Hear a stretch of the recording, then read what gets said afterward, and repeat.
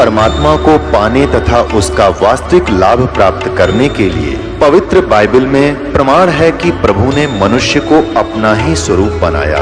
6 दिन में सृष्टि रचकर 7वें दिन विश्राम किया।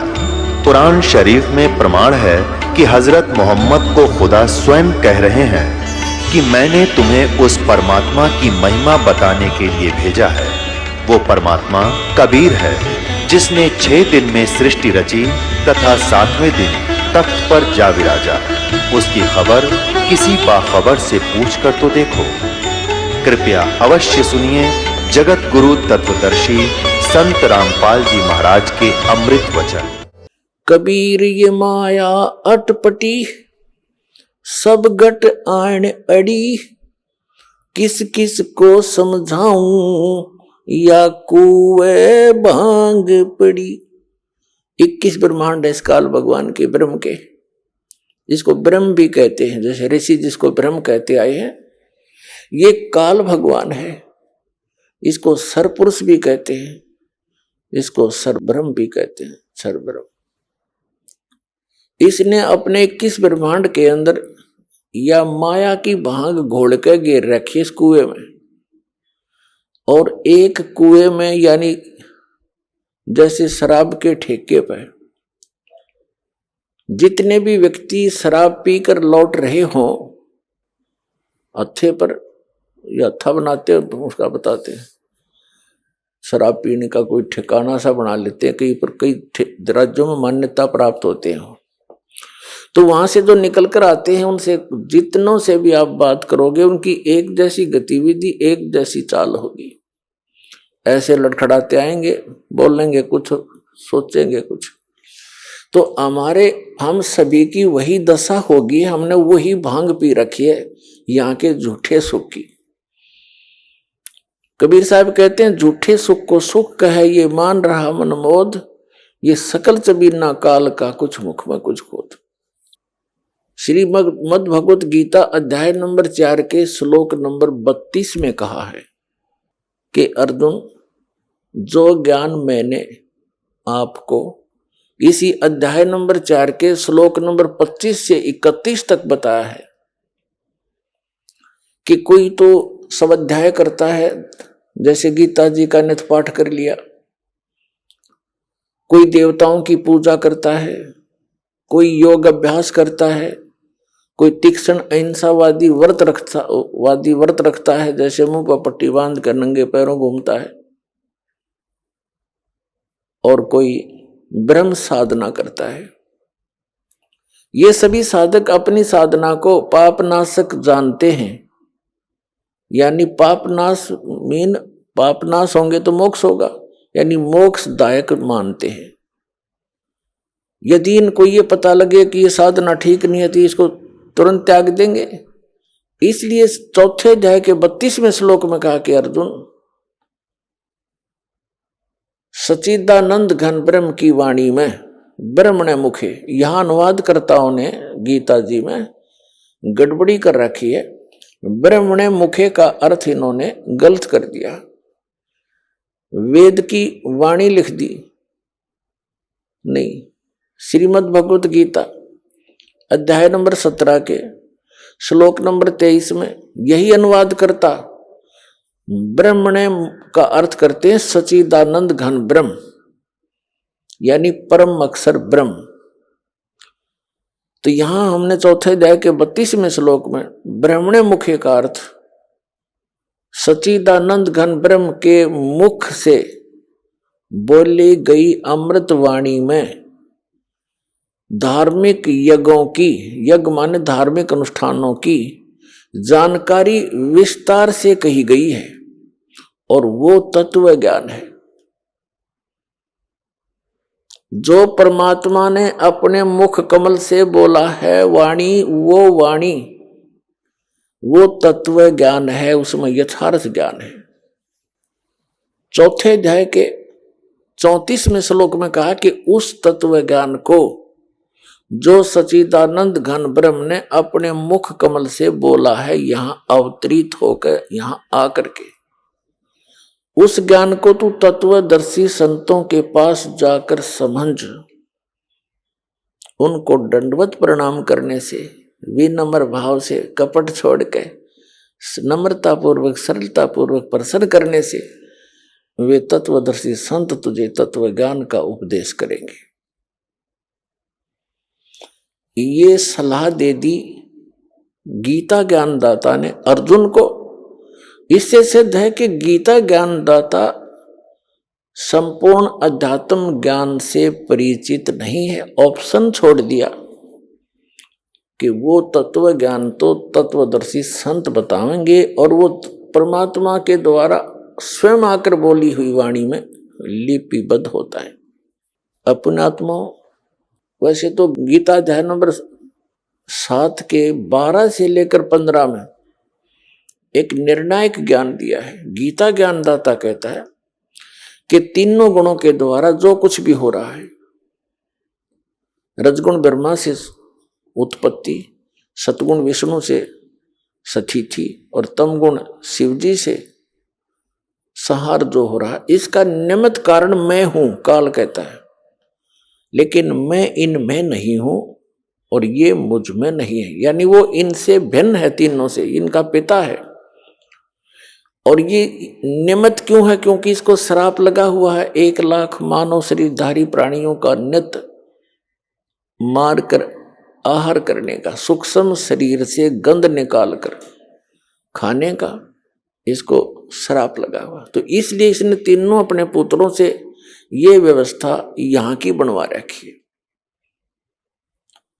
तो ये क्या कहता है कि ये त्रिगुण में ही मेरी माया, रजगुण ब्रह्मा, सतगुण विष्णु, तमगुण शिवजी द्वारा फैलाया गया यू जाल बड़ा खतरनाक है। और जो व्यक्ति मेरी भक्ति करते हैं यानी ब्रह्म साधना करते हैं, ये इन रजगुण ब्रह्मा, सतगुण विष्णु, तमगुण शिवजी से ऊपर के लाभ को प्राप्त करते हैं। अब 7वें अध्याय के 15वें श्लोक में गीता ज्ञानदाता कहता है कि जिनकी बुद्धि इन तीनों गुणों, इस माया त्रिगुणमयी माया के द्वारा हरी जा चुकी है, यानी जो श्री ब्रह्मा, श्री विष्णु, श्री शिवजी की भक्ति से आगे सोचते ही नहीं, इन्हीं से प्राप्त अक्षिणिक ज्ञान लाभ को प्राप्त करके प्रसन्न रहते हैं, वे राक्षस स्वभाव को धारण किए हुए मनुष्यों में नीच दूषित कर्म करने वाले मूर्ख मेरी भक्ति भी नहीं करते, मुझे नहीं भजते, यानी ब्रह्म साधना नहीं करते, वो नीचे के अन्य देवताओं की पूजा करते हैं। अब 7वें अध्याय के 16 से लेकर 18 तक मंत्र में गीता ज्ञानदाता अपनी साधना के विषय में कहता है। ये ब्रह्म है, श्री कृष्ण के अंदर बोल रहा है। श्री कृष्ण का तो केवल माउथ यूज कर रहा है स्पीकर की तरह। ये कह रहा है कि मेरी साधना भी 4 प्रकार के करते हैं। अर्थार्थी अर्थ माने संकट निवारण के लिए, अर्थार्थी जो धन लाभ के लिए, और जिज्ञासु तथा ज्ञानी, ये 4 प्रकार के करते हैं। इनमें से तीनों को स्वयं रिजेक्ट करता है, आर्थ, अर्थार्थी और जिज्ञासु को। कहते हैं जैसे आर्थ क्या है, कोई संकट आ गया शरीर पे या घर पे, उसके निवारण के लिए वो वेद मंत्रों का ही सहारा लेते हैं, अन्य कोई अनुष्ठान किसी अन्य धार्मिक पुस्तक से नहीं करते, वो ब्रह्म उपासक कहलाते। ऐसे ही धन लाभ के लिए, धार्मिक अनुष्ठान के लिए वो वेद मंत्रों का ही सहयोग लेते हैं और किसी पुस्तक का वो सहारा नहीं लेते, वो ब्रह्म उपासक है। और जिज्ञासु होता जो घर से निकला परमात्मा पाने के लिए, जैसे उनको संत गुरु मिले, उनसे ग्रहण ज्ञान को स्वयं वक्ता बन गया उसको ग्रहण करके, तो वक्ता बन जाना भी इस जीव का अपना जीवन हानि है। तो इन तीनों को रिजेक्ट कर दिया। चौथा बताया है ज्ञानी। ज्ञानी का अर्थ है जिसको ये पता लग गया कि मनुष्य जीवन केवल मोक्ष के लिए ही प्राप्त हुआ है, अन्यथा ये अन्य प्राणियों के जीवन हम देख ही रहे हैं कितने कष्ट में है। परमात्मा ने मनुष्य जीवन दिया है, इसमें कितनी सद्बुद्धि दी है, समय पर खाना खा सकते हैं, हम अपनी शरीर की रक्षा के लिए अपने वस्त्र पहन सकते हैं, प्राकृतिक आपदाओं से बचने के लिए गर्मी सर्दी से हम झोंपड़ी डाल सकते हैं, मकान बना सकते हैं। लेकिन इन सब की ये इतनी बुद्धि देने का उद्देश्य क्या था मालिक का, कि तुम भगवान भी बन सकते हो, अपना कल्याण भी करा सकते हो। अन्यथा एक योनि और बना देता जहां 84 लाख बना रखी। तो पुण्यात्मा गहनता से सोचो इन बातों को। ये बातें कहने सुन की नहीं, ये कर पाड़ने की है। अब चौथा जो ज्ञानी है उसके विषय में कहता है, ज्ञानी मुझे अच्छा लगता है। और ज्ञानी को मैं अच्छा लगता हूं क्योंकि ज्ञानी व्यक्ति, बुद्धिमान व्यक्ति को पता लग गया कि मनुष्य जीवन बार बार नहीं मिलेगा, और इसके लिए इससे हमने अपना आत्म कल्याण करवाना है। आत्म कल्याण का अर्थ क्या है? यानी आत्मा को सदा के लिए सुख हो जा। अब सदा से के लिए सुख होगा जब इसकी जन्म और मृत्यु का यो दीर्घ रोग मिटे, जरा और मरण का यो कष्ट मिटे। और ये कहां मिटे? ये समाप्त होगा सतलोक में, जहां वृद्ध अवस्था नहीं होती, सदा युवा शरीर रहता है और मृत्यु नहीं होती। और ऐसा ही संसार है जैसा यहां पर है, वहां आपका परिवार होगा। जैसे यहां जुड़ते जुड़ते जुड़ गया पूरा परिवार, और ये आपका है नहीं, कब कल मृत्यु हो जाए आपकी, आपका कहां है ये तो भूल भुलैया कर रखी इस काल भगवान ने आपको यहां बांधे रखने के लिए। इन एक दूसरे में ममता मोह फंसा दिया, और इसी झूठे सुख में हमें फंसाकर अपना उल्लू सीधा कर रहा है। अब जो प्रश्न चल रहा है कि अब मनुष्य जीवन की प्राप्ति केवल आत्म कल्याण के लिए हमें हुई है, और सुख होगा वो आत्म कल्याण होगा जब जन्म मृत्यु जरा मरण कति खत्म हो जाएगा, वो होगा सतलोक के अंदर। अपने आत्माओं, गीता जी अध्याय नंबर 7 के श्लोक नंबर 18 में कहा है गीता ज्ञानदाता ने कि ये ज्ञानी आत्मा है तो उदार, उदार माने अच्छी है, नेक आत्मा है। लेकिन इनको तत्वदर्शी संत ना मिलने के कारण ये मेरे वाली अनुत्तम अर्थात यूजलेस इस घटिया गति में ही सचित रहे। अब यहां गीता ज्ञानदाता अपने से मिलने वाली यानी ब्रह्म साधना से होने वाली गति अर्थात मोक्ष को भी अनुत्तम बता रहा है।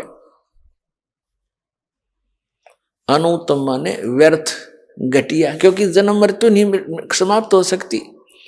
जैसे श्रीमद् भगवद गीता अध्याय नंबर 4 के श्लोक नंबर 5 और 9 में, गीता अध्याय नंबर 2 के श्लोक 12 में, गीता अध्याय नंबर 10 के श्लोक नंबर 2 में गीता ज्ञानदाता कहता, अर्जुन तेरे और मेरे बहुत जन्म हो चुके, तू नहीं जानता मैं जानता।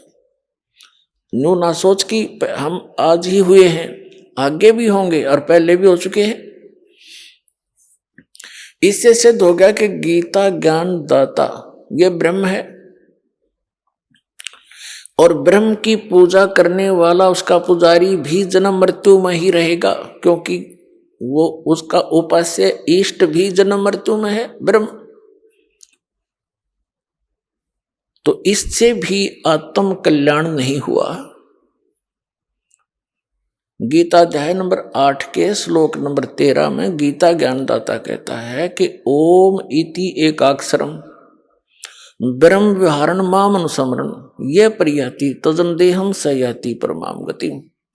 मुझ ब्रह्म का केवल एक ओम मंत्र है, नथिंग एल्स। और जो उच्चारण करते हुए इसका सेवन करता हुआ शरीर छोड़कर जाता है, सयाति परमाम गति, वो ओम से अर्थात ओम है ब्रह्म का मंत्र, ब्रह्म की साधना, ब्रह्म की साधना करने वाले ओम से जो गति होएगी वह गीता ज्ञानदाता वाली गति है। ओम से जो गति होएगी वो क्या होएगी? ओम ब्रह्म की उपासना का मंत्र है और ओम मंत्र से ब्रह्मलोक प्राप्ति होएगी। गीता अध्याय नंबर 8 के श्लोक नंबर 16 में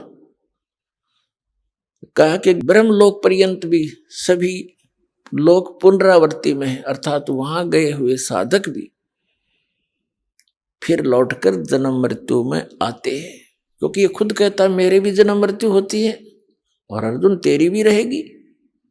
तो इसे सिद्ध हो गया गीता अध्याय नंबर 7 के श्लोक नंबर 18 में गीता ज्ञानदाता अपनी गति को यानी अपनी साधना से होने वाले जितना भी से लाभ मिलना है ब्रह्मलोक प्राप्ति, उसको भी अनुतमाम यानी अति व्यर्थ, अति घटिया, अति अश्रेष्ठ बता रहा है। और गीता अध्याय नंबर 7 के श्लोक नंबर 19 में कहा है कि बहुनाम जन्मानाम अन्ते ज्ञानवान माम प्रपद्यते वासुदेवम सर्वमिति समात्मा सुदुर्लभ है।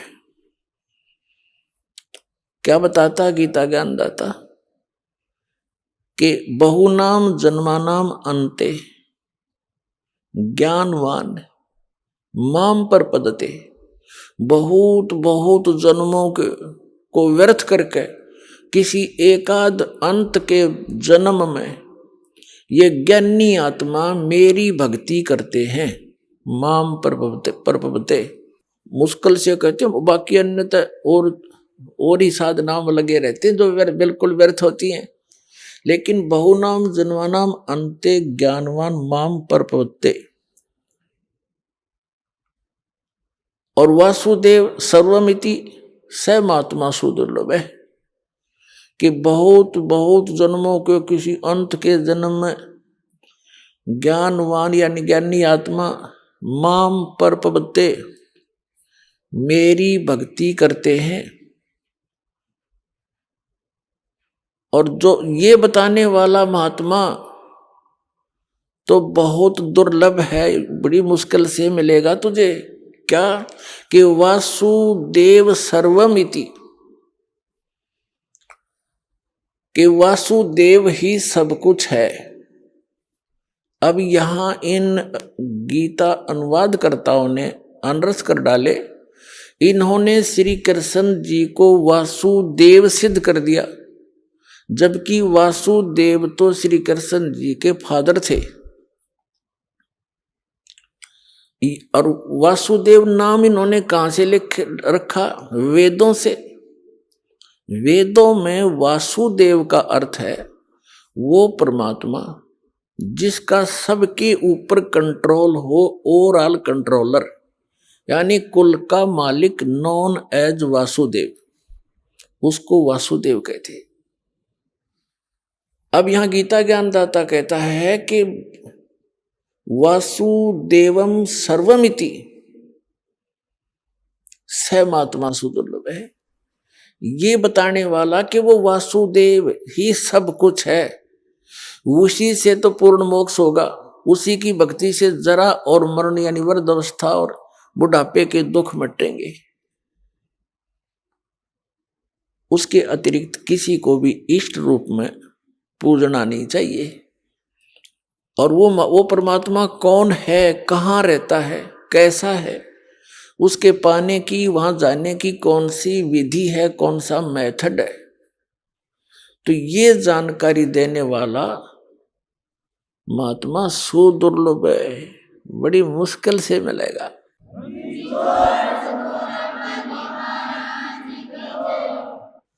एक समय आदरणीय गरीबदास साहिब जी को वो पूर्ण परमात्मा परम अक्षर ब्रह्म मिले, जिसमें आदरणीय गरीबदास साहिब जी गांव छुड़ानी, जिला झज्जर, हरियाणा वाले 10 वर्ष के बालक थे, खेतों में अपने गौवें चरा रहे थे, अपने ही खेतों में। ये किसान घर में जन्म था। श्री आदरणीय गरीबदास साहिब जी गांव छुड़ानी, जिला झज्जर में एक जाट किसान परिवार के अंदर जन्मे थे। बहुत बड़े जमींदार थे ये। 1400 एकड़ जमीन थी इनकी, और अपने ही खेतों में अपने ही गौओं को चरा रहे थे। कुछ सहयोगी और भी पाली नौकर थे, कुछ दूसरे गांव के अन्य साथी पाली भी वहां गौएं चरा रहे थे। पूर्ण परमात्मा अपने विधान अनुसार वो कबीर परमेश्वर सतपुरुष परम अक्षर ब्रह्म सतलोक से चलकर आया, जो विधान है उस परमात्मा का। और यहां आता किस उद्देश्य से? वो तत्व ज्ञान बताता है। ऋग्वेद मंडल नंबर 9 सूक्त नंबर 86 के मंत्र 26 और 27 में स्पष्ट किया है कि वो कबीर देव, कबीर साहब, कबीर परमात्मा ऊपर तीसरे मुक्ति धाम में रहता है, सतलोक में। और सतलोक के भी तीसरे फिर भी पृष्ठ में उस भाग में रहता है, एक बहुत बड़े गुम्बद में, बहुत बड़े आसन के ऊपर, सिर पर छत्र है और मुकुट पहने है, राजा के समान सिंहासन पर विराजमान है वो परमात्मा। और वहां उसका एक रोमकूप में करोड़ सूर्य मिला दे, करोड़ चंद्रमा, ऐसी शोभा है उस बालक की। लेकिन यहां जब आते हैं, अपने उस शोभा को हल्का करके, सरल करके उस रूप को आते, नहीं तो एज इट इज आ जावे तो हम उसको उनको देख नहीं सकते, चरम दृष्टि देख नहीं सकती। तो अपने रूप को सरल करके यहाँ आते हैं और उन श्रेष्ठ आत्माओं को मिलते हैं जो दृढ़ भक्त होते हैं। उनको किस उद्देश्य से मिलते हैं? उनको तत्व ज्ञान से परिचित कराते हैं। उपदेश करने के उद्देश्य से वो परमात्मा सतलोक से चलकर आते हैं, सह शरीर आते हैं और अच्छी आत्माओं को मिलते हैं, फिर उनको अपने से परिचित कराते हैं, अपना ज्ञान देते। ऋग्वेद मंडल नंबर 9 सूक्त नंबर 86 के मंत्र 26 और 27 में, ऋग्वेद मंडल नंबर 9 सूक्त 82 के मंत्र 1 से 3 में, ऋग्वेद मंडल नंबर 9 सूक्त 94 के मंत्र 1 में, 94 के 1 में, ऋग्वेद मंडल नंबर 9 सूक्त 95 के मंत्र 2 में, ऋग्वेद मंडल नंबर 9 सूक्त 1 मंत्र 8 और 9 में, ऋग्वेद मंडल नंबर 9 सूक्त 20 मंत्र 1 में, ऋग्वेद मंडल नंबर 9 सूक्त 96 के मंत्र 16 से लेकर 20 तक। और भी अनेक स्थानों पर भरे पड़े हैं कबीर परमात्मा की महिमा से वेद। क्योंकि परमेश्वर ने धर्मदास साहिब जी से कहा था कि धर्मदास, ये वेद मेरा भेद है, पर मैं ना मिलूं वेदन के माही, और जौन वेद से मैं मिलूं ये वेद जानते नहीं। ये चारों वेद मेरी महिमा का गुणगान करते हैं, लेकिन इस वेदों में वर्णित विधि से मेरी प्राप्ति नहीं हो सकती। मेरी प्राप्ति जिस वेद से होगी वो वेदों वर्णन नहीं है, वो वेद जानते नहीं। वो कौन सी है? जो गीता जी अध्याय नंबर 4 के श्लोक नंबर 32 में कहा है कि वो सच्चिदानंद घन ब्रह्म की वाणी में वो कंप्लीट ज्ञान है भगवान के पाने का, और सभी धार्मिक यज्ञों की यथार्थ जानकारी है। तो वो परमात्मा उस विधान अनुसार अच्छी आत्मा आदरणीय गरीबदास साहिब जी उस नेक आत्मा को मिले, सचखंड लेकर गए, सतलोक दिखाया, सब ब्रह्मांड दिखाए, जहां मालिक रहते हैं वो सतिथि दिखाई, वहां हंस कैसे रहते हैं, वहां कैसी सृष्टि है, वहां सदाबहार वृक्ष है, सुंदर सुंदर पहाड़ हीरे पन्नों से जड़े हुए, यहाँ तो पत्थरों के पहाड़, वहां हीरे पन्नों के जुहारातों के पहाड़ हैं, और किसी चीज का अभाव नहीं, वहां कोई पदार्थ खराब नहीं होता। जैसे गंगा जैसी दरिया, वहां पर अमृत सरोवर भरे पड़े हैं। गंगा जो जल है, गंगा दरिया, ये जल वहां से आया सतलोक से। एक एग्जाम्पल दिया दाता ने कि मेरे बच्चे पहचान सके सच्चाई को, कोई ये यदि ये गंगा जल ना होता यहाँ पर, तो ये उदाहरण नहीं दे सकते थे, कि बता नहीं सकते थे हम कि वहां पर ऐसे पदार्थ है जो कभी खराब नहीं होते हैं। अरे यदि से खराब लोक में भी खराब ना होता गंगा का जल, और वो तो बहुत बेस्ट वातावरण है, बहुत सुंदर एटमॉस्फेयर है वहाँ का। तो दूध दही और इनके भंडार भरे रहते हैं वहाँ पर, बहुत बड़े बड़े सरोवर हैं, वो कभी पदार्थ खराब नहीं होते, अमृत सरोवर हैं। और सदाबहार वृक्ष से बहुत बड़े बड़े आपके मकान खाली पड़े जहां से तुम आए थे, ये सत्य कर मान लेना।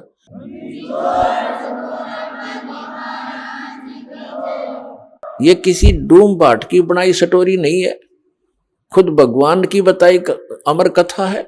और जिन महापुरुषों ने सचखंड और सतलोक को देखा और आंखों देखा वर्णन उन महापुरुषों ने किया, और ये दास पर जाकर रखी मालिक थे। तो ये सत्य कर मान लेना, जो दास शब्द बोलेगा सारी साची होंगे। अभी तक सब बकवास कर रखी इन संतों ने।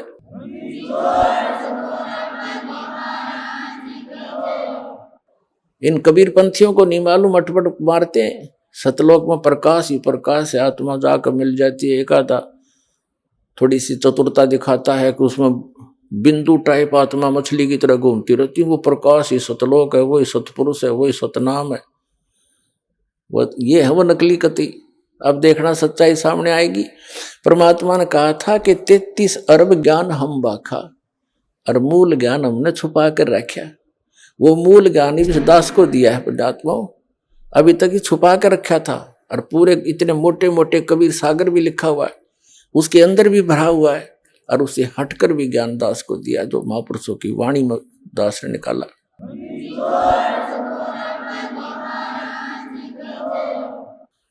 तो जो प्रसंग हम चल कर रहे थे कि बहुनाम जन्मानाम अंते ज्ञानवान माम प्रपद्ये वासुदेवम सर्वमिति स महात्मा सुदुर्लभ है।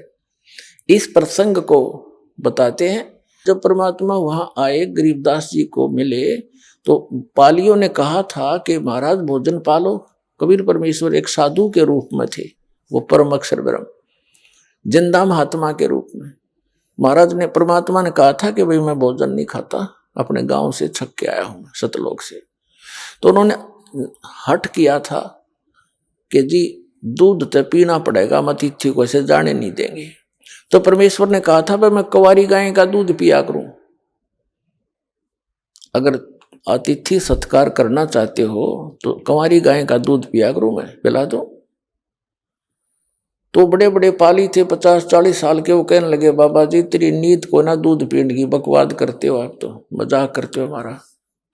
गरीबदास जी 10 वर्ष के बालक थे, उनकी एक प्रिय बछिया थी गाय कुंवारी, उसको पकड़ लाए और कहने लगे महाराज जी दूध कैसे देगी, बच्चा तो है नहीं, इसको जन्म तो, इसे माँ तो बनी नहीं है। तब कबीर साहब ने कहा कि कोई पात्र है तुम्हारे पास जिसमें दूध निकाल लाएंगे। गरीबदास जी लाए एक 5-6 किलो का वो मटका है, छोटा सा गड़ा बरोला, और कहा इसके नीचे रख दे भाई, साफ कर रखा है, अकांत जी साफ कर रखे, इसके सतन के नीचे कर। गरीबदास जी बालक थे, पकड़ कर बैठ गए न्यू, अब देखेंगे बाबा जी दूध कैसे निकालेगा। परमात्मा ने थपकी मारी बछिया के, लंबे लंबे सतन हो गए और धार चल पड़ी दूध की, और पात्र भर के बंद हो गया। अब वो कबीर साहब को दे दिया, अगले बाबा जी पी लो आप। महाराज जी आधा कबीर परमेश्वर जी ने पी लिया, से कुछ पी लिया, फिर से छोड़ दिया, अगले बच्चों पी लो, ये अमृत है, यहाँ का नहीं है, ये सतलोक से आया मेरे गांव तक। इब और पाली थे, वो तो उठकर चले गए, कहने लगे तू पता नहीं किस जाति का है, और फिर तेने क्या बेरा जादू जंतर करके बछिया, कुंवारी बछिया से दूध निकाल दिया, हम ना पीवा तेरे जादू जंत्र के दूध को। वो तो उठकर चले गए, वहां से स्थान छोड़ गए जहां वो बैठे थे, एक जंडी के नीचे, वो जंडी स्थान वृक्ष को ही छोड़कर चले गए, दूर जा बैठे। अब गरीबदास जी महाराज वो नेक आत्मा, वो श्रेष्ठ आत्मा जिसके लिए मालिक आए थे, वो बोला ला महाराज जी आपका ये जूठा दूध कद कद मिला, हमने गट गट पी गए, जितना पीना था बाकी रख दिया। अब फिर परमात्मा ने उनको समझाया बेटा तुम यहाँ के रहने वाले नहीं हो, पूरी सारी ऊपर की जानकारी दी। तब गरीबदास जी ने कहा महाराज ये ज्ञान तो अब आज तक किसी ने बताया नहीं हमारे को, वो स्थान कैसा, जैसे बच्चे की जिज्ञासा बन जाती है प्रबल। तो तब परमात्मा बोले चल मैं ले चलता हूँ। शरीर वहीं रह गया, जो ओरिजिनल वस्तु को ऊपर ले गए आत्मा को, सारे ब्रह्मंडों से परिचित कराया, ब्रह्मा विष्णु महेश जी की स्थिति दिखाई, उनके लोक दिखाए, उनसे वार्ता करवाई यहाँ के न्यायाधीश धर्मराज से मिले जाकर के, और धर्मराज करबद्ध होकर के कबीर परमात्मा उस जिंदा महात्मा के सामने खड़े हो गए। तो गरीबदास साहिब जी देख रहे हैं कि इस बाबा जी में तो बहुत बड़ी शक्ति, यहाँ के भगवान भी हाथ जोड़े, और यहाँ का यो बड़ा अफसर है, यो भी हाथ जोड़ के खड़ा होगा जो लेखा जोखा करता है। फिर सचखंड लेकर गए परमात्मा, ये काल को दिखाया कि देख बेटा यहाँ खाता है 1 लाख जीवों को भून गए, या तपस्या इसकी अरो बैठा वो ब्रह्म सरपुरुष काल, जो कहता है मैं कभी किसी के सामने नहीं आता, अपनी योग माया से छुपा रहता हूँ। गीता जी अध्याय नंबर 7 के श्लोक नंबर 24 और 25 में। तब परमात्मा उसके सिर पे पैर रख के उस काल के गरीबदास जी महाराज को ऊपर लेके गए, 11वें द्वार में प्रवेश किया। 11वां द्वार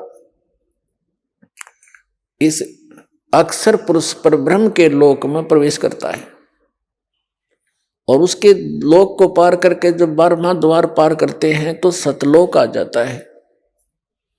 12वां द्वार पार करके सतलोक में गरीबदास साहिब जी को परमात्मा लेकर गए।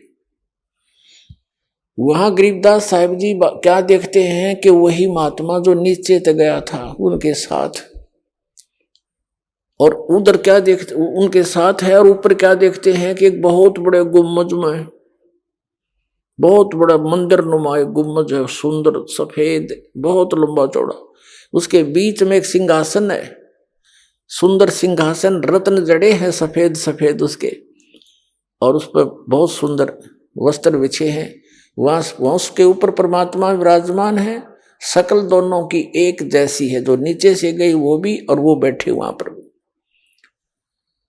जो सिंहासन पर बैठे थे राजा के समान, ऊपर छतर, सिर पे मुकुट, और उनके एक रोमकूप में करोड़ सूर्य मिला दे करोड़ चंद्रमा, ऐसी रोशनी थी। अब नीचे से जो वही परमात्मा गए थे जिंदा महात्मा के रूप में गरीबदास साहिब जी को साथ लेकर के, वहां से उठाकर चंवर अपने ही उस दूसरे रूप पर डबल रोल में चंवर करने लगे। गरीबदास जी ने सोचा कि भगवान तो यू होगा जो तख्त पर बैठे सिंहासन पर विराजमान है, और बाबा जी इसका कोई नौकर होगा। और भाई बाबा महात्मा भगवी तो बहुत सुंदर स्थान, यहाँ तो ये शायद कभी देखा ही नहीं हमने। हो यहाँ तो सारे हरे भरे सुंदर सुंदर वृक्ष हैं, बड़े सदाबहार फल लगे हुए हैं, और भगवान बहुत सुंदर हैं। इसके शरीर में कितना प्रकाश निकल रहा है, नर आकार है मनुष्य सदृश से। तो फिर क्या होता है कि जो सिंहासन पर विराजमान थे वो परमात्मा, अनंत कोट ब्रह्मांड के स्वामी के सिंहासन पर परमात्मा यानी खुद ओवरऑल कंट्रोलर के रूप में, वासुदेव रूप में विराजमान थे।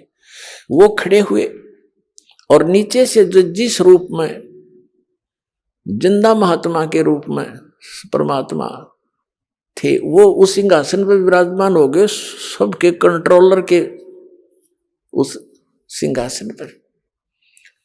और वो तेजों में शरीर खड़ा हो वाला भगवान खड़ा होकर के चंवर करने लगा। उस सिंहासन पर विराजमान जिंदा महात्मा के ऊपर, जो नीचे से गए थे, वो तो ऊपर से भी गए थे, नीचे नीचे से ऊपर आए थे। तो गरीबदास जी सोच ही रहे थे कि ये क्या भाई, इस बाबा जी पर भगवान नौकर की तरह सेवा कर रहा है।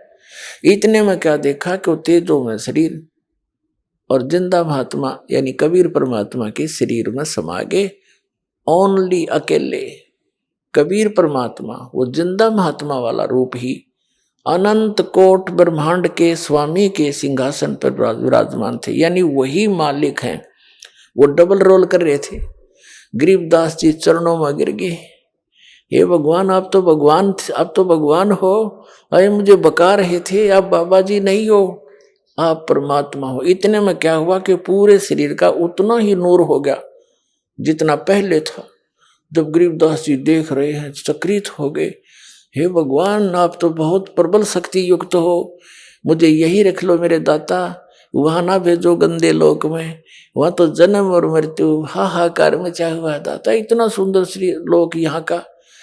तब परमात्मा ने कहा बेटा तुम वापस जाओ, जब तुम यहाँ थे भक्ति से युक्त थे आप, आप भक्ति युक्त थे, वहां जाकर आपने अपनी भक्ति नष्ट कर दी, वो सारा खजाना खत्म कर दिया जो यहां से लेकर गए थे। तुम गलती से गए थे, यहां पर सारी कहानी सृष्टि रचना सुनाई परमात्मा। अब उधर से क्या होता है कि कुछ देर के बाद, 2-3 घंटों के बाद, उन दूसरे पालियों ने देखा कि भाई वो गरीबदास बालक कहाँ है, क्योंकि सबकी ट्रन आती थी गौओं को घेरने की, क्योंकि किसी की खेती में ना बढ़ जाए, खराब कर दे। तो उनकी अपनी अपनी ड्यूटी होती थी, 1 घंटे किसी की, 1 घंटे उसकी, 1 घंटे इसकी। जब गरीबदास जी का नंबर आया, उसकी बारी आई, तब उसकी खोज हुई कि कहाँ वो, बुलाओ उसको, अपनी पारी पर खड़ा होगा। उसको जाकर देखा कि वो तो बैठा है जैसे महात्मा बैठा कर आसन पद्म लगा के। पहले आवाज लगाई, नहीं बोला, फिर पकड़ के हिलाया तो गिर गया। तब उन्होंने देखा ही तो मर गया, हाथ पैर फूल गए उनके। इकलौता पुत्र थे गरीबदास जी अपने माता पिता के, और 12 वर्ष विवाह के बाद हुए थे, बड़ी मुश्किल तय। इकलौते पुत्र, इतने बड़े जमींदार के, छोटा सा गांव था छुड़ानी, 40 घर होंगे मुश्किल से, परिवार होंगे। तो गांव 1.5 किलोमीटर की दूरी पर वो स्थान था जहां परमात्मा मिले थे गरीबदास जी को। गांव छुड़ानी, जिला झज्जर, हरियाणा में आज भी वो यादगार विद्यमान है। कबलाना गांव से और छुड़ानी गांव को अब तो पक्की सड़क बन गई, पहले कच्चा रास्ता था। उस सीमा के ऊपर थोड़ा सा 1 किला अंदर ने छुड़ानी के खेतों में आज भी वो यादगार बना रखे, एक मंदिर सा बना रखे उन्होंने कि यहाँ परमात्मा आए थे। एक दांडी का वृक्ष था वहां पर, वो आज भी यानी अवशेष बकाया है सच्चाई के। तो गांव में भागे आए, गांव वाले लोग फिर 1.5 किलोमीटर गए, देखा बच्चा मरा पड़ा है, उसकी अर्थ तैयार किया, घर लाए, घर से फिर शमशान घाट पर ले गए, फूकन की तैयारी कर दी, चिता पर रख दिया। तो परमात्मा ने कहा बेटा तुम जा, मैं तेरे साथ रहूंगा और भक्ति करना। इस भक्ति की कमाई तय, भक्ति की शक्ति से तुम पुनर्चार्ज होकर के यहां आ सकोगे। और उसके लिए मैं ऐसा मंत्र दूंगा कि एक बार ऐसी विधि बताऊंगा, पर ये अभी डिस्क्लोज ना करना, तू खुद भक्ति करना। इसे एक सतनाम दूंगा 2 अक्षर का, जिसमें एक ओम मंत्र है, एक गुप्त है, ये दास बताएगा केवल उपदेशी को। तो इसकी एक बार की कमाई तय, एक बार की कमाई तय, एक श्वास उस श्वास की के सिमरण तय इतनी कमाई बन जाएगी कि यहाँ के एक ब्रह्मांड में 14 लोक होते हैं। कहते 14 लोक भी उस एक दूसरी तराजू में रख दे, ताखड़ी में, एक पलड़े में, और एक तरफ रख दे इस एक सतनाम के सुमरण की कमाई वैल्यू। और 3 लोक, ये पृथ्वी लोक और तेरा पाताल और स्वर्ग लोक धर दे पासेंगे, यानी जिसकी कोई खाता ही नहीं किसी, वो तो सौदे में को नहीं, उस साइड में रख दी जाती है पासेंगे। और तो ना तुले तुलाया राम रंग हरि हो। अब गरीबदास जी कहने लगे भगवान जो आपकी आज्ञा, और कहा तुम जाकर समझा जनता को, मेरा गवाह बन बेटा, तेरे भाई बहन वहां कितने कष्ट उठा रहे, सारा जीवन खो देते हैं माया के पीछे, पेट के लिए, जीविका पूरी नहीं होती उनकी। और यदि वो मेरी भक्ति करे तो उनको जीविका भी सुथरी दूं, उनको सुख भी दूं, उनकी आयु भी बढ़ाऊं, काल को निकट नहीं आने दो बेटा, तुम ये सत्कर मान लेना। तो गरीबदास जी तो आंखों देख चुके थे, धर्मराज जैसे खड़े होकर हाथ जोड़े जिस परम पिता के आगे, 3 औरों की औकात उसके सामने क्या बुनियाद। वो पक्के आंखों देखी परमात्मा की महिमा ग्रहण करके और वापस भेज दी वो आत्मा गरीबदास साहिब जी की। जब चिता में अग्नि लगाने की तैयारी थी, इतने में जो बंधन बांध रखे थे अपने आप टूट गए और हलचल हुई शरीर में, एकदम बैठ गए वो 10 वर्ष के बालक। और जिस लोक से आए थे वो यहाँ था ही नहीं, एकदम वो चोर भौर से हो रहे थे कि मैं कहाँ आ गया। और उसके अंतःकरण के अंदर, गरीबदास साहिब जी के अंतःकरण के अंदर परमात्मा ने ये संपूर्ण अध्यात्म ज्ञान भर दिया। जैसे एक मोबाइल से दूसरे मोबाइल में 10 घंटा का भी प्रोग्राम नो फैक्स हो जाता है, दूसरे से लोड हो जाता है बगैर किसी वायर के। ऐसे परमात्मा ने गरीबदास साहिब जी के अंतःकरण में, उनके कंप्यूटर में डाल दिया। अब फिर वो वही कंप्यूटर बोले, जैसे नानक साहिब जी कहते हैं, वो तो भाई जैसे चाहिदा ऐसे बुलाईदा। वो तो जिसको जैसे चाहता है उससे वैसा ही बुलवाता है। तो उस गरीबदास साहिब जी ने खड़ा होकर के जो परमात्मा से प्राप्त ज्ञान को लोकोक्तियों के माध्यम से, दोहों के माध्यम से बोलना शुरू कर दिया। किसी की नहीं सुने, ना नु बतावे, सीधे शब्दों में कित गया था, लगे बतान। अनंत कोट ब्रह्मांड का एक रति नहीं भारे, सतगुरु पुरुष कबीर हैं ये कुल के सिरजनहार। इस तरह लगे वाणी बोलने। तो गांव वालों ने सोचा लड़का पागल हो गया, जीवित तो हो गया पर यो मेंटल हो गया। उनको बावलिया कहने लगे, पागल कहने लगे। शुक्र मनाया घर वालों ने, कुल के लोगों ने, कि कोई बात ना, जैसा भी बांगा बौला पागल है, जीवित तो हो गया। या इसकी माता इस बावड़े ने देख देख कर जी लेगी ना, या बेहोश होगी थी। अब वो कहने का भाव ये है, 2-3 वर्ष बीत गए, 3 वर्ष बीत गए, ऐसे ही वो ये वाणी बोल रहे होते हैं। वो गांव वाले उस बात को समझ नहीं पा रहे, बोल क्या रहा है। यो सौदा फिर ना ही संतो, यो सौदा फिर ना ही, ये लोहे के साताव जात है काया देश राही। 3 लोक और भवन चतुर्दश सब जग सौदे आही, दुगने दुगने करे चौगने किन्हों मोल गवाई। बच्चा में बैठ कर लग जाइए बाणी बोलने, बड़ा में खड़ा हो वहां बोलने लग जाइए बाणी। लेकिन सब कहने लगे मेंटल है, इतना बात करो। अरे मेंटल खुद हम, और कहें उस भगवान से परिचित आत्मा को मेंटल। हमारी इतनी संकीर्ण बुद्धि है। 3 वर्ष के बाद एक दादू पंथी संत, आदरणीय दादू साहेब जी को भी परम अक्षर ब्रह्म कबीर देव जी, कबीर साहेब, वो धानक कबीर गरीबदास साहिब जी को बताया था परमात्मा ने कि बेटा मैं 120 वर्ष बनारस में रह के आया हूँ, 120 वर्ष काशी में, और कबीर मेरा नाम है, और वहाँ जुलाहे के नाम से प्रसिद्ध था। मैं जुलाहा मेरा कर्म था, और मैं प्रत्येक युग में एक लीला ऐसी ही करता हूँ कि अपनी पाने के लिए जो क्रियाक्रम उचित है एक भक्त को, और कैसी उसकी रहनी हो, कैसा उसका विचार हो, और कितनी आवश्यकताएं रखे भगत, वो मैं खुद ही पूरी करके आता। एक उदाहरण दे के आता हूँ कि यहाँ घने धन की जरूरत की आवश्यकता नहीं, जो भक्ति चाहता है उसने परमात्मा की इच्छा रहनी चाहिए। आइए अब हम उन श्रद्धालुओं के अनुभव जानते हैं जो जगत गुरु तत्वदर्शी संत रामपाल जी महाराज जी से दीक्षा प्राप्त कर चुके हैं तथा उनके द्वारा बताए गए भक्ति मार्ग पर चल रहे हैं। नमस्कार सर। नमस्कार सर, क्या नाम है आपका? मेरा शेर सिंह नाम है जी। शेर सिंह जी, आप कहाँ से हैं? मैं बहादुरपुर पसोली, जिला बुलंदशहर, उत्तर प्रदेश से हूँ जी। शेर सिंह जी, संत रामपाल जी महाराज से नाम दीक्षा आपने कब ली? सर मैंने गुरुजी संत रामपाल जी महाराज से जो दीक्षा सन 2013 28 जून को ली।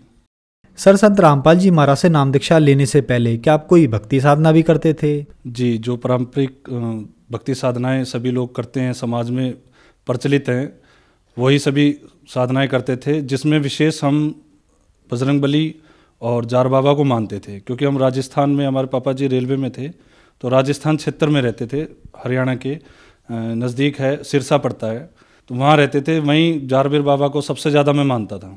सर, फिर आप संत रामपाल जी महाराज की शरण में कैसे आए? सर, कारण ये है, दास ने जो मैंने बचपन से ही बहुत दुख उठाए हैं। मैं 10 वर्ष का था, सन 95 में मेरी मम्मी एक्सपायर हो गई थी, और मैंने अपने आप बना के खाया, और बहुत दुख थे, सभी ताने मारते थे, क्योंकि मैं पढ़ाई में भी कमज़ोर था।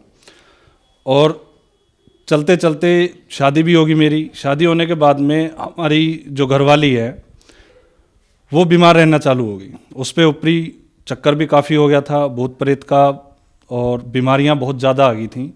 तो चलते चलते सर ऐसा हुआ कि एक बार हम इतना परेशान हो गए थे, 26 जनवरी 2012 की बात है ये।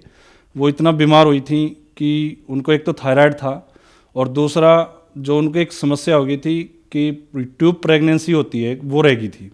बच्चा पेट में रहने की बजाय, बच्चेदानी में रहने की बजाय जो ट्यूब के अंदर रह गया था, जिसकी दवाइयाँ लेने की वजह से वो ट्यूब प्रेगनेंसी जो क्लोट हुई, तो वो पेट के अंदर ही ब्लडिंग सारी क्लोट हुई, जिसकी वजह से हम परेशान हुए। डॉक्टर के पास में गए, डॉक्टरों ने मना कर दिया, और फिर जिला बुलंदशहर में अपने ही डिस्ट्रिक्ट में हम उन्हें लेके पहुँचे। वहाँ पहुँचने के बाद में डॉक्टर ने उनको तुरंत ऑपरेशन बोला, क्योंकि काफ़ी ज़्यादा खून उनका अंदर पेट के अंदर जा चुका था।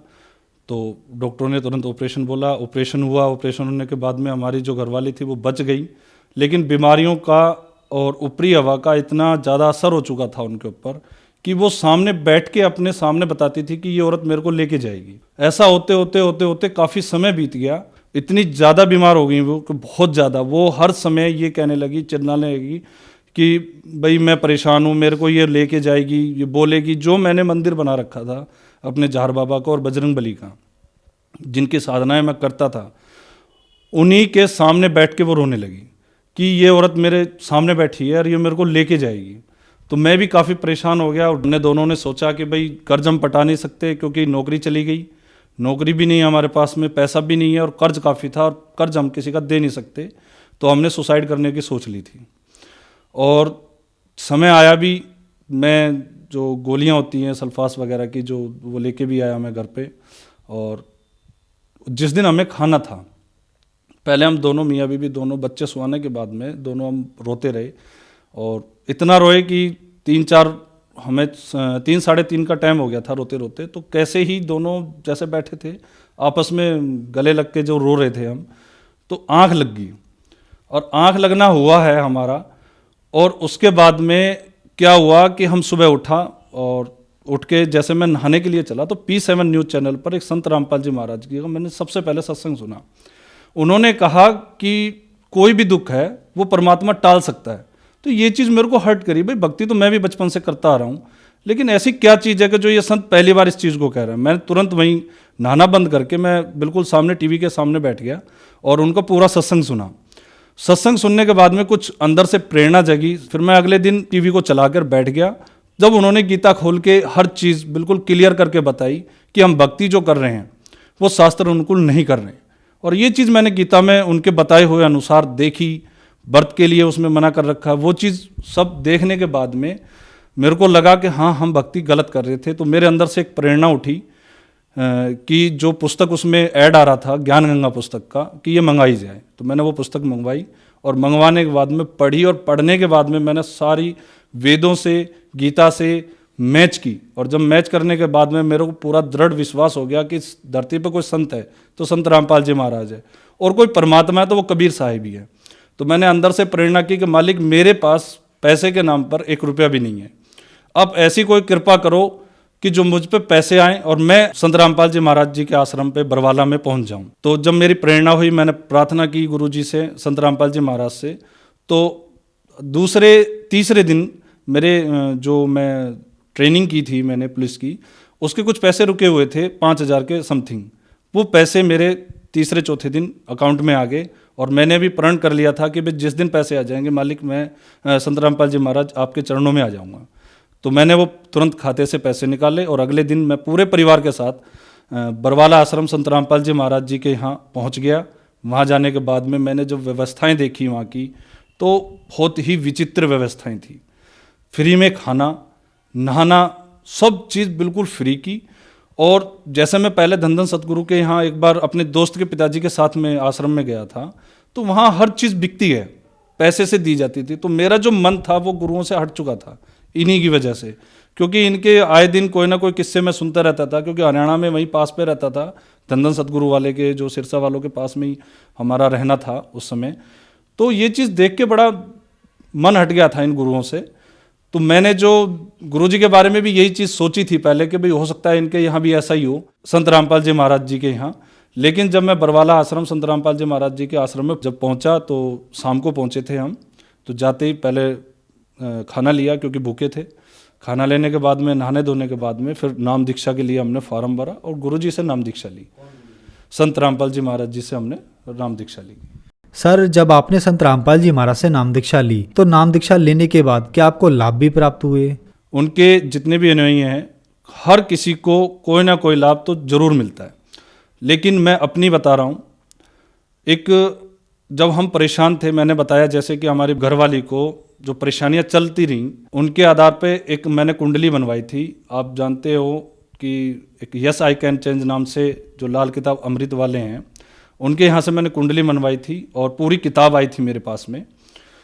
और उसमें मेरी घरवाली और बड़े वाले बच्चे के लिए एक अनहोनी लिखी हुई थी कि 2016 और 17 की स्टार्टिंग में दोनों में से एक जना कोई भी खत्म हो जाएगा किसी बीमारी से। ये भविष्यवाणी थी उस कुंडली में। लेकिन संत रामपाल जी महाराज से नाम दीक्षा लेने के बाद में जैसे कि हमने ये सब चीज़ जल प्रवाह कर दी थी, क्योंकि इनकी हमें कोई ज़रूरत नहीं रही थी। तो समय चलता आया, भक्ति हम करते हुए आए। तो एक समस्या बहुत थी मेरे साथ में कि मेरे को पिछले 7 साल 8 साल से नाम दीक्षा लेने से पहले एक एक्सीडेंट हुआ करता था होली और दिवाली में। तो उसमें मेरा काफ़ी नुकसान होता था और दिवाली के समय में आते आते पूरे परिवार बीमार जरूर होता था।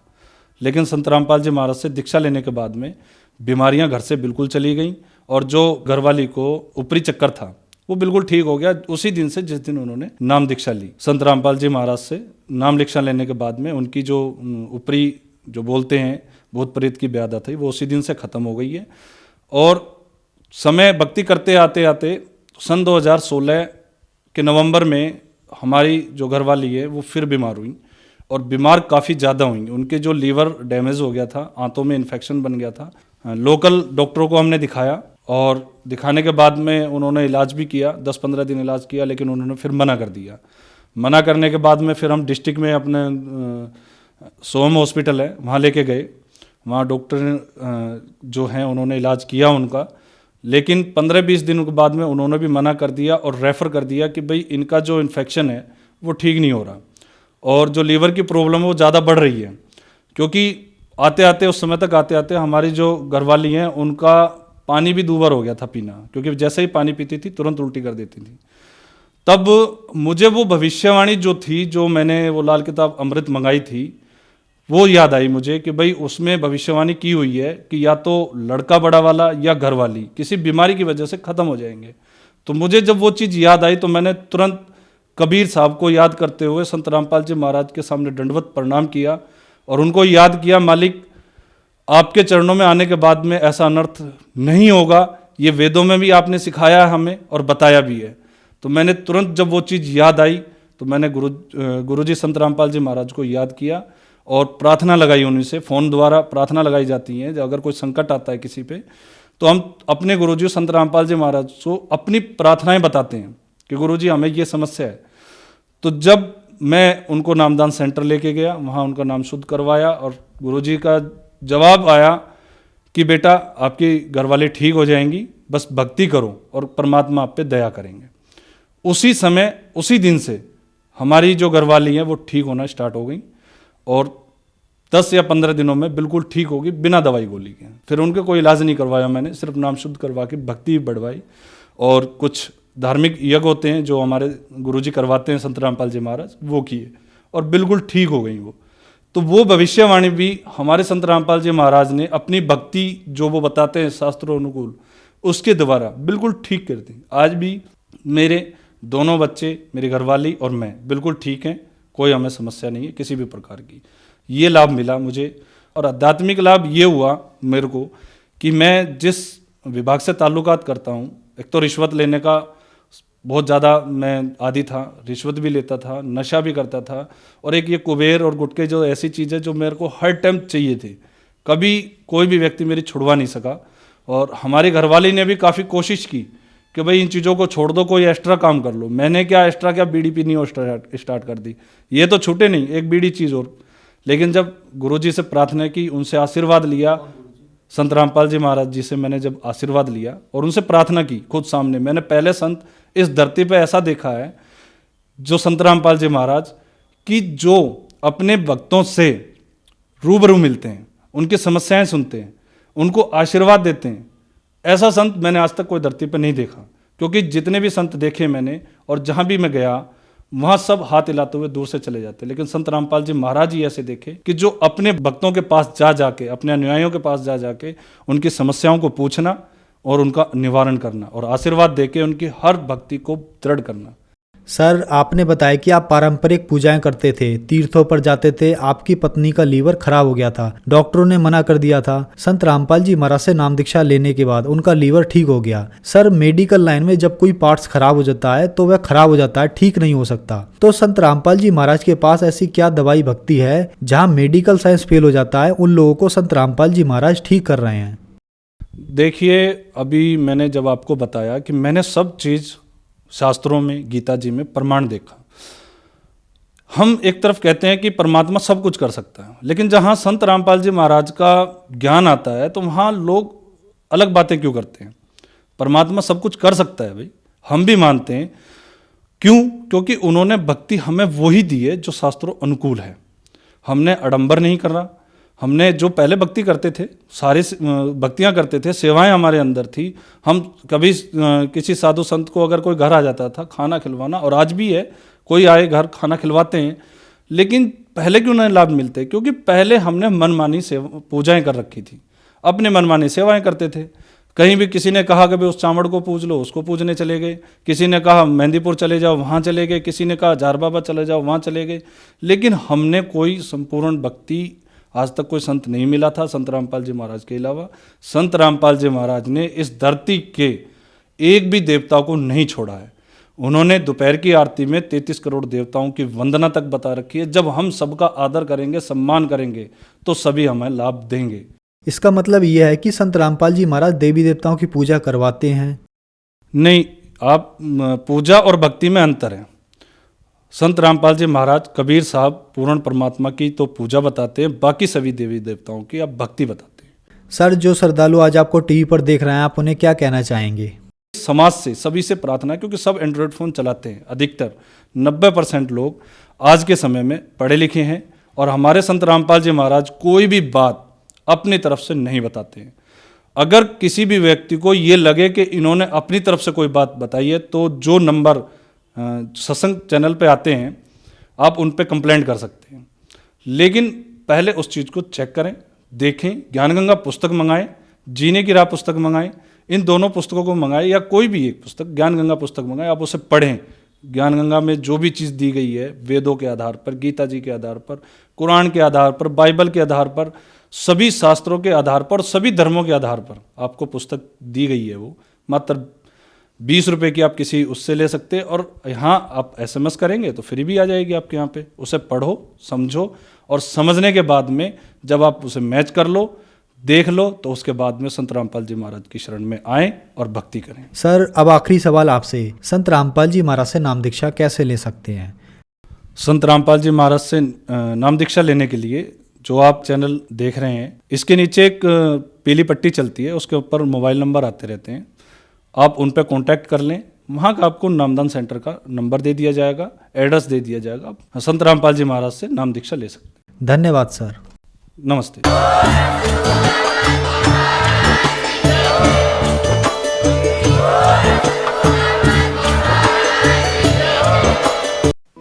आप सुन रहे थे जगत गुरु तत्वदर्शी संत रामपाल जी महाराज के मंगल प्रवचन। अधिक जानकारी के लिए संपर्क करें।